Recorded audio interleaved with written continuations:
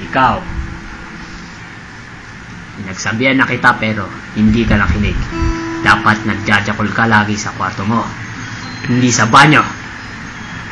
Sinabihan na kita na may mga hidden camera doon, pero anong ginawa mo? Nagjakol ka pa rin. Kapapala mo, gago ka. Dapat sa'yo talaga. Teka, hayaan niyo po magsalita para sa kanya. Ang pagjajakol po ay parte po ng pagiging lalaki. Sinagsabi nun. Ako hindi ako nagjakol buong buhay ko. Amen. Kaya pinagbabawal ko para sa inyo ang magjakol. Galit ako sa mga tao na. Kaya bakla ka siguro, no? Hindi ka nagjajakol? Hindi, dapat lagi tayo nagjajakol din. Yun ang pagiging lalaki. Kaya tayo lagi magjakol. Pagkatas munod ng porn, gagawin natin yun. Teka, anong porn sinasabi mo? Nung panahon ko, hindi uso ang porn. Kaya, dyaryo ang aking trip. Yung mga celebrity. Kaya, hindi ako nakasanay ng jakol. Kaya, huwag ka lang umirit.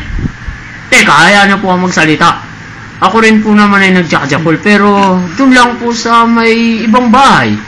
Kasi po pag dito, alam ko lang po may hidden camera, kaya hindi ko na rin po ginagawa, di ba? Napaka-effective. Pero kung gagawin ko rin to, dapat may kasama akong girl para mas maganda. Oh, agree po ako sa kanya, sir. Kasi ako rin po, kasama ko po misis ko pang nagjajakol ako.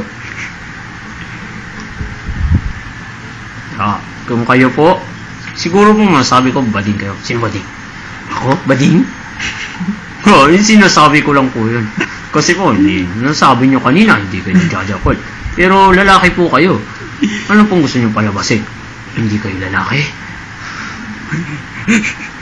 Kaya ito lang po masasabi ko, magjakol na lang po kayo mamaya para patunayan nyo sa amin na lalaki kayo.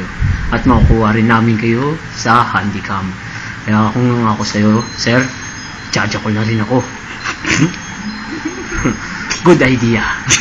Papatunay ko sa inyo na lalaki ako. Yan, magkakaintindihan tayo.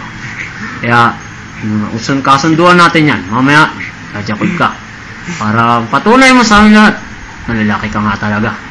Patunay mo sa babae, nasa harap ko, na ikaw ang lalaki ng bahay.